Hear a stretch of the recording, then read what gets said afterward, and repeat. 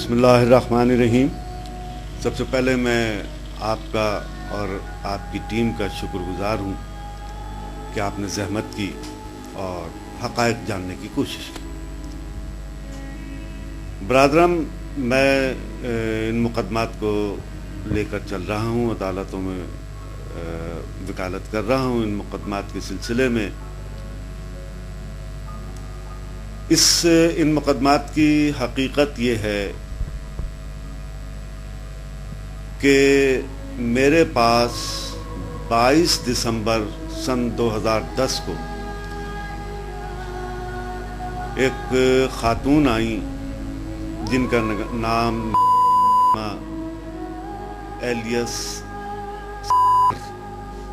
उन्होंने बताया कि साहब कि हम कैंट स्टेशन जा रहे थे सुबह 5 बजे। रिश्तेदार भी हैं वो खैरपुर से आ रहे थे कराची, तो उनको लेने के लिए ये कैंट स्टेशन गए। ये वाक़या है 18 दिसंबर की सुबह 5 बजे का। ये खातून ये कैंट स्टेशन गए अपने कज़न को लेने के लिए कि वो खैरपुर से आ रही है। उन्होंने उसको वहाँ से स्टेशन से लिया और गाड़ी में बैठे। कैंट स्टेशन से थोड़ा आगे बढ़े कि चारों तरफ से, ये वाक़या उनकी ज़ौजा ने बताया मुझे, कि चारों तरफ से पुलिस की मोबाइलों ने और प्राइवेट गाड़ियों ने उनकी गाड़ी को रोक लिया। रोकने के बाद उन्होंने सब ने अपना असलहा तान लिया इन लोगों की तरफ। असलहा तान कर कहा कि खबरदार हिलना मत वरना जान से मार देंगे। ये सब दम बखुद। और पुलिस ने उन तीनों लड़कों को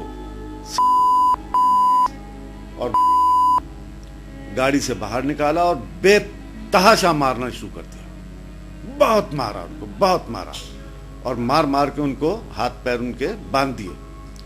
रस्सियां उनके पास थी, उसे बांध दिए। और उसको ये जो थी की ज़ौजा, उसके मुंह पर और दुपट्टा उसका लेकर बुरी तरह कस दिया, जबकि उसकी शादी अभी 7-8 महीने पहले हुई है और वो 6 माह की हामिला है। बुरा हाल हो गया। उनको उठा के उन्होंने पुलिस मोबाइल में डाला और वो फिर चिल्लाई कि मेरा दम घुट रहा है, दुपट्टा खोलें।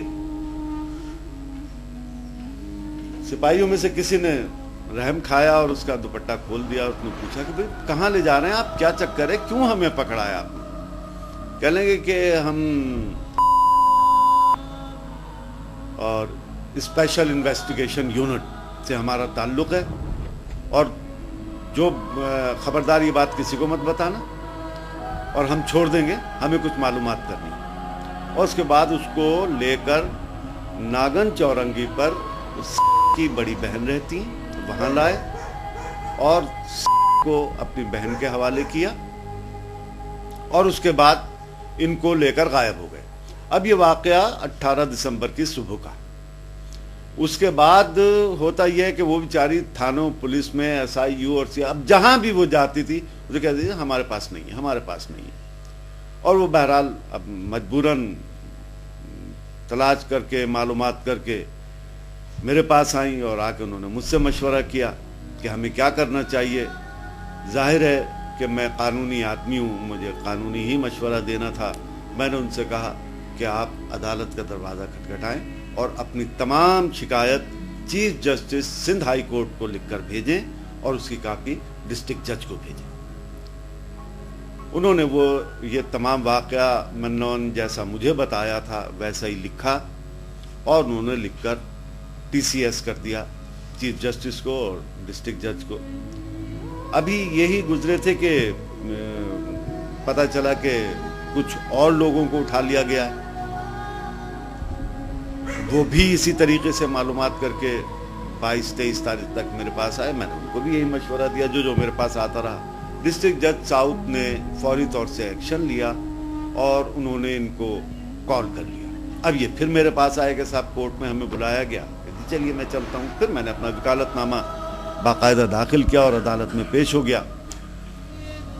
عدالت کو میں نے بتایا کہ صاحب یہ ایسے ایسے واقعہ ہے. کسی تھانے میں, کسی سینٹر میں کہیں بھی ان کی کوئی ایف آئی آر نہیں ہے اور ان بچوں کو پولیس ہی نے اٹھایا, کسی اور نے نہیں اٹھایا. تو یہ غیر قانونی حراست میں ہے. میرا جو عدالت سے گزارش تھی وہ یہ تھی کہ چونکہ پولیس نے غیر قانونی کام کیا ہے, لہذا اختیارات کے ناجائز استعمال اور کسی کو حبس بیجا میں رکھنے کے لیے ان پولیس والوں پر نہ صرف مقدمہ چلایا جائے بلکہ ان کو قرار واقعی سزا بھی دی جائے. اور دوسری بات یہ کہ ان کے گھر والے جو در در کی ٹھوکریں کھاتے پھر رہے ہیں, ان کو ان کے بچوں سے اور ان کے شوہر سے ملوایا جائے اور پتہ کیا جائے کہ یہ بچے کہاں ہیں. اسی دوران میں ایک واقعہ بتاتا چلوں. ڈان نیوز اور مختلف ٹیلی ویژن سے ایک خبر سنائی گئی اور دکھایا گیا, اور خبر یہ تھی کہ صاحب block number 5 federal be area میں ایس آئی او پولیس نے چھاپا مار کر 2 دہشت گرد گرفتار کر لیے. اور وہاں پر کھڑے ہوئے پولیس کو باقاعدہ ٹیلی ویژن نے دکھایا, سب ٹیلی ویژنوں نے دکھایا. اور ایک ٹیلی ویژن نے تو یہاں تک دکھایا کہ 2 لڑکوں کو چادر میں ڈھانک کر پولیس لے جا رہی, اور ان کے نام جو ٹیلی ویژن نے ڈکلیئر کیے وہی ہے جس کو 18 تاریخ کو کینٹ اسٹیشن سے انہوں نے گرفتار کیا. یہ انہوں نے ٹیلی ویژن پہ دکھایا. تو میں نے یہ ساری چیزیں حاصل کی. اخبارات میں یہی خبریں آئیں جس میں جنگ اخبار اور امن اور آغاز اور ایکسپریس مختلف اخباروں کی خبریں میں اپنے ساتھ لے کر عدالت میں گیا تھا. 30 تاریخ کو عدالت میں سی آئی ڈی اور ایس آئی یو کے نمائندے یعنی inspectors C I D and S I U دونوں پیش ہوئے. سی آئی ڈی نے کہا کہ ہم نے کسی کو گرفتار نہیں کیا, انہوں نے اپنے ریٹن میں report they the. S I you نے کہا کہ صاحب ہمارے پاس گرفتار کوئی بھی نہیں ہے. 18 تاریخ کو ایک پولیس مقابلہ ہوا تھا, اس میں اور یہ لوگ جو تھے وہ پولیس مقابلہ کر کے بھاگ گئے اور ہم ان کو گرفتار کرنے کی کوشش کر رہے ہیں. تو میں نے اخبارات کی خبریں اور ٹیلی ویژن کی وہ سی ڈی عدالت میں پیش کی, اور میں نے کہا کہ صاحب ان سے یہ پوچھئے تو صحیح, یہ تو بتائیں کہ جو 22 تاریخ کو انہوں نے گرفتاری کی ہے وہ گرفتاری کس تھانے میں کی گئی ہے, اس کی ایف آئی آر عدالت میں پیش کی جائے. تو وہاں پہ اس نے کہا کہ جی ہمیں نہیں پتا, ہم نے نہیں گرفتار کیا, نہ ہم نے. یعنی ایک چیز جو اخبارات میں آ گئی, ٹیلی ویژن دکھا رہا ہے گرفتار کرتے ہوئے, ٹیلی ویژن دکھا رہا ہے کہ یہ پولیس لے کر جا رہی ہے, اس سے بھی وہ ڈینائی کر گئے. یعنی یہ کہ انہوں نے یہ گرفتاریاں تو کی تھیں لیکن اس کے کہیں ایف آئی آر لانچ نہیں کی, کہیں کوئی انٹری نہیں کی. غیر قانونی حراست جو ہم شروع سے کہہ رہے تھے. سوال یہ پیدا ہوتا ہے کہ یہ غیر قانونی اقدامات, یہ غنڈہ گردی, یہ بدماشی کر کون رہا ہے؟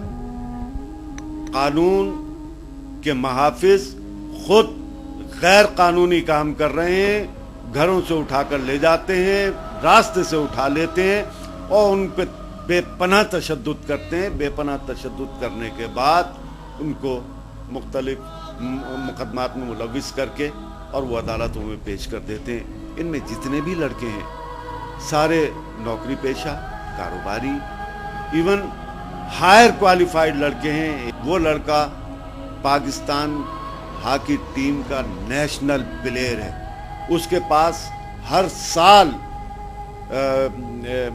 بہترین ایتھلیٹ ہے, ہر سال کا اس کے پاس اعزاز موجود ہے. حبیب پبلک اسکول سے اس نے پڑھا ہے اور بہت اچھا لڑکا ہے, اس ملک کا قومی سرمایہ ہے.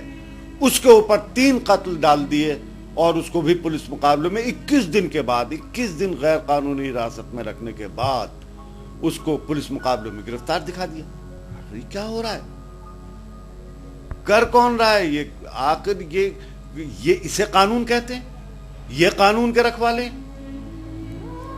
اب سوال یہ پیدا ہوتا ہے کہ جو منشیات بیچ رہا ہے, جو قتل کر رہا ہے, جو غنڈہ گردی کر رہا ہے, جو بدماشی کر رہا ہے, اس میں اور ان قانون کے رکھوالوں میں کیا فرق ہے؟